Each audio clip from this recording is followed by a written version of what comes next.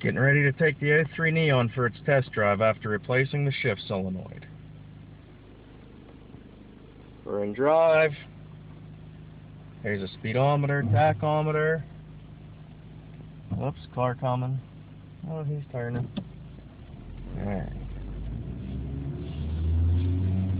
Oh, second. Third.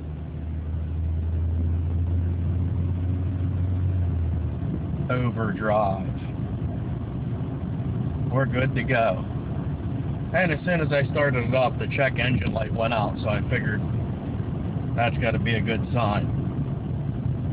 That's it. Thanks for watching. Hope you enjoyed my half-assed videos. Bye.